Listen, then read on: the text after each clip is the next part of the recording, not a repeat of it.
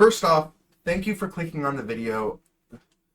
Sometimes I have an idea that I really love and that I think is great, and this is one of them. This is one of the titles in the video and the concepts that I like. So just do me a favor, just watch till the end, please, because I think that this is really cool and I'm going to try my best to explain it. And with that being said, let's get into it. I've noticed a pattern where you always have a choice, but the issue is that you don't have enough time to make the correct one. And this is inspired by the Rick and Morty Vat of Acid episode. And this topic lit me up. I was like, what the heck? I've never been more excited to share something like this. So just strap in. I've always been a fan of Rick and Morty. And one of my favorite episodes, my favorite, used to be the Vat of Acid episode. I loved it. I loved that little scene where Morty and this girl share just like a beautiful moment together, and it all gets deleted by Jerry. And I thought that was the meat and potatoes of the video. I thought it was like, that's what it was trying to prove. And I thought it was about love, and I thought it was beautiful. But now I keep rewatching Rick and Morty over and over again. But when I look deeper, I feel like the entire episode is a metaphor for manipulated consent. And here's what happens. Morty nags Rick into building him a save point device, a video game save point device. Just like when you're playing video games, you want to go do something, you want to go punch the old lady or whatever, but you don't want to face the repercussions of it, so you save, you punch the old lady, and then you go back to your save. That's the whole thing. And Rick hands it over to Morty and gives him a choice. He says, do you want me to explain how I made it? Or do you want to have fun? And of course, Morty, just like all of us, would say, I want to have some fun, just based on how excited he is from this device. And that one line cracked something open in me. I had to watch the episode 100 times in order to get this, but that question, do you want me to explain or do you want to have fun, is not just Rick and Morty talking in my eyes. That question is life talking directly to you. Every day, every decision, it often feels like it's always loaded in one way. It's like some subconscious force preying on your hunger, your boredom, your impulsiveness to click off the video because there's no edits or anything, your lack of patience. Because everybody wants to go have fun rather than being explained what is happening. And if you feel that right now, then you're kind of a victim to it. So keep with me. That's the trick. They know you want the thrill. I know you want the thrill. You don't want the manual, but you're still here. You want the prize, but not the progress of earning the prize. You don't want the process. You want the high and not the pause to ask yourself if this high is even real or if it's even worth it. You just want the payoff. Just like me. I suffer from this too. That's why I'm kind of being so blunt, because I'm going to watch this. And I feel like most choices in life now are designed just like that. Just like how Rick gave that option to Morty. It's meant to be rushed. It's meant to be emotional. It's meant to be misdirected. And it's meant to distract, but it's also calculated. I feel like you don't get to think through big decisions anymore. It's not like the person with the contract is rushing you. It feels like, due to everything that's going on, social media consumption, short form content, everything, it feels like you need to rush. And I feel like I need to rush. I feel my cadence picking up because I feel like if I don't talk fast enough, people will click off because they're bored. And It's all symptoms of a bigger problem. You don't get to think through things anymore. It's like you don't get the time. Every choice is dressed up in panic. Every big choice seems to be like that. It seems to have panic involved, scarcity, some sort of urgency, some sort of exhaustion to get you to pick the wrong answer, or just plain ignorance. It's like being handed a 40-page contract or terms and conditions and saying, you're free to decline, but you can't use the app unless you sign up, unless you read through this and you click yes. And they dangle pleasure in front of you. They dangle a job, they dangle a lover, they dangle a loan, an opportunity. As long as you sign. And the moment you hesitate to read the fine print, they guilt you. They're like, oh, well, you don't need to read this. Hurry, this offer will expire. And then once you don't read and you just aimlessly signed and you've realized the repercussion, you're met with, you had the choice. You clicked accept. You said yes. And it's your fault because you did. But here's the twist. Just like in the Rick and Morty episode, spoiler alert. I asked you to watch it, but here's a spoiler. Every time Morty presses that save point, he's actually killing a version of himself in a parallel universe. He's not restarting. His body's hopping through the multiverse and the trauma of it and pretending like it didn't happen.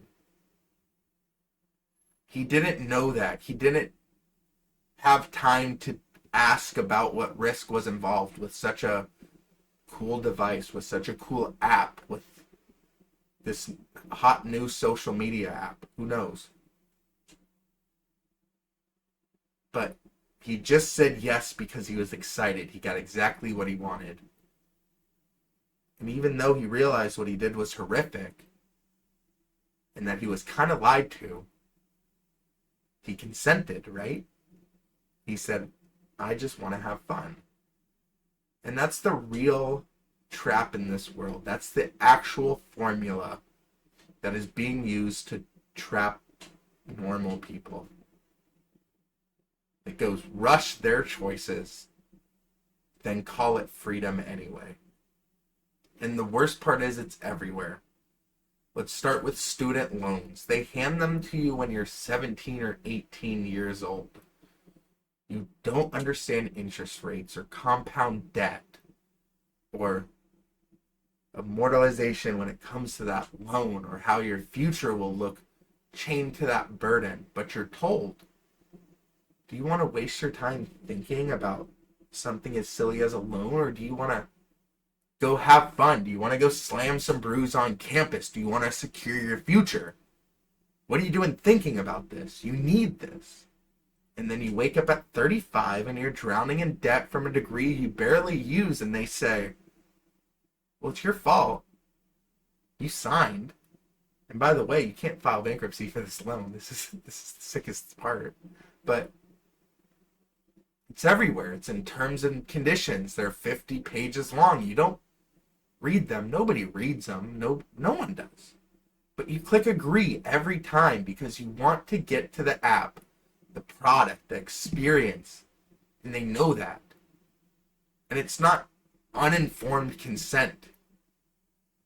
It's manufactured ignorance. They know that you're not going to read it, so they can put anything in there. Then there's dating apps, which I'm covering in my next video, so subscribe to see that one. But for now, here's a taste. Think about this. You're making what used to be a month, year, whatever long decision that involves emotions and biology and choosing a mate, and you're doing that in seconds. You are clicking accept on what could be an emotional contract in seconds. You're swiping on human souls like you're standing in line at Publix or Subway, seeing what you want on your sandwich. You're thinking nothing of it. Left, right. Oh, that one's hot. Then you just keep swiping right. It was never meant to be like that. Our ancestors needed time. That's how you are you.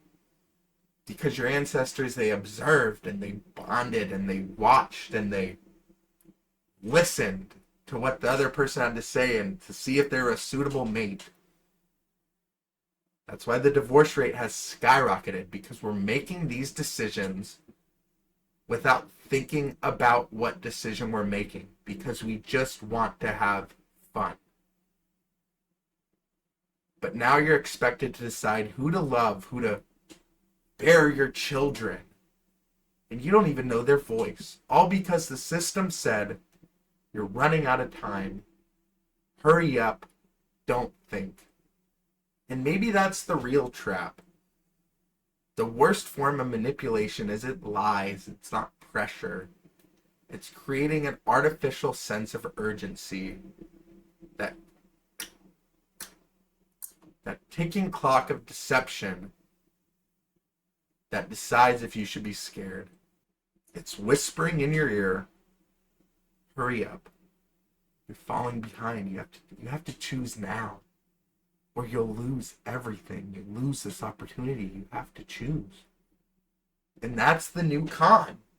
That's the true algorithm. And there might be an antidote. And here it is. Slow the hell down. Slow down. It's not the end of the world to take a minute to think. Anytime someone tells you you don't have time to think, you have to act right at this second, then that's when you need to think the most. Give yourself 5 minutes at least. Give yourself 15. Give yourself 30 minutes if it's always possible. Take a walk. Take a breath. Look at the options. Read the fine print. Take 5 minutes to see what you're consenting to. And be especially cautious of that one that looks too good to be true. Because those are the ones that are wrapped in glitter or whatever fun, sparkly thing that you want that's being used to hide the trap underneath. And this is the cosmic kicker. This is where it's going to get weird. Even if you feel like you don't have time, you do. You always have a choice. But they designed the game to keep you too tired or too distracted or too dopamine drunk. I need to scroll. To make a proper decision. Because as long as somebody gives you the decision and you make it, they're not taking the blame. There's karma attached to screwing somebody over deliberately. But if you give them the option to screw themselves over, then it's kind of a loophole, and that's disgusting. So don't fall into that trap. Don't think about your decisions. Think about what you watch. That's all I have to say. And thank you for watching. Honestly, this was a fun one to record. I had a great time. I feel like I really got everything I wanted out of this. I hope you enjoyed it. Thank you for sticking this long. That means the world to me. If you did, comment potato monster ? And I'll think it's sick. I'll catch you next time.